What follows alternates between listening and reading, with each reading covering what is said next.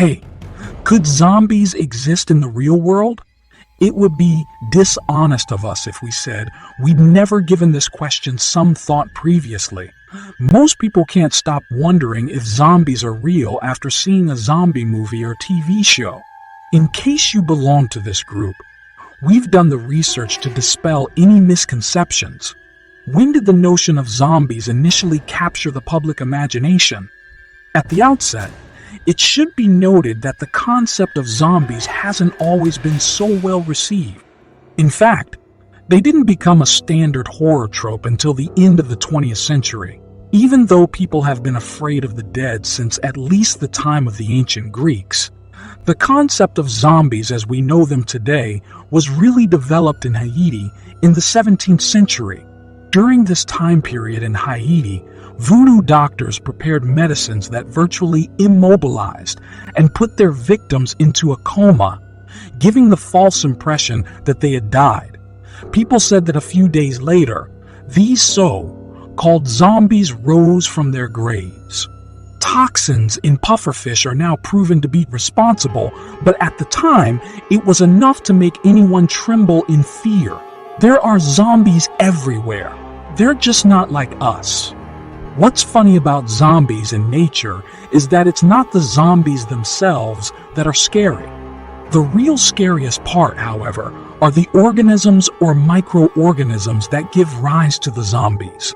For example, the Ophiocordyceps fungus can completely take over an insect's nervous system and body.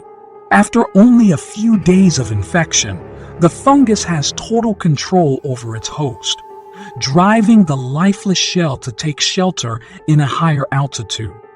It then breaks through the insect's head and releases its spores to start the whole process over again. Zombies exist in the natural world beyond just that one instance, though. Some worms infect and take control of their hosts. And then there's the very disturbing emerald cockroach, also called as jewel wasp.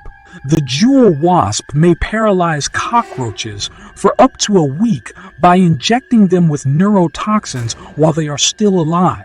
When the cockroach has been completely zombiefied, the wasp takes one of its eggs away with it. The wasp larvae have a decent meal waiting for them when they hatch. Is it possible for people to develop zombie-like traits if zombies do exist in the wild? Maybe, but it really depends on your criteria for what constitutes a zombie. Example, the Haitians who came back from the dead after being poisoned by pufferfish toxins exhibited symptoms similar to those of zombies. On the other hand, there have been rare occurrences of humans suffering from disorders that made them act like zombies. Some people with Cotard syndrome, for instance, insist on being buried because they believe they smell like decaying flesh and therefore must be dead or in the process of decomposing.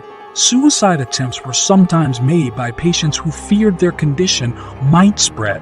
Does that mean zombies are realistically possible? If the question is whether or not zombies like those on television are actually possible, the answer is a resounding nay. Though the idea of a zombie apocalypse may be entertaining, though in a gruesome way, it is simply not conceivable for a human who has been clinically dead to return from the dead and begin mindlessly assaulting those still living. CPR is used to bring people back to life every day, but they don't wake up with a sudden desire for human flesh. Even if you narrow the question down to whether zombies of any species are possible, the answer is still up for debate. Fungus. Infected insects aren't even really dead. They're just being used to relocate the fungus to a location where it can spread its spores. Even when cockroaches turn into zombies, it only lasts for a week. If a baby wasp hasn't already swallowed out their guts, the roaches will go back to normal after a week. We're left wondering, where does this leave us? We believe that the answer depends on the scope of your zombie definition and your level of enthusiasm for their existence. If you want to live in a world where zombies exist, you could argue that they do, in some way. But if you're more logical than the average bear, you've probably arrived at the same conclusion. Zombies as we usually think of them do not exist. The question is, though, will zombies actually appear someday?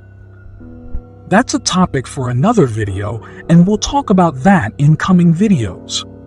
At the time of making this video, this channel has only one subscriber. And to be honest, that is me, who subscribed to my own channel. Please don't leave me to zombies, and be a savior by subscribing. Thanks for watching.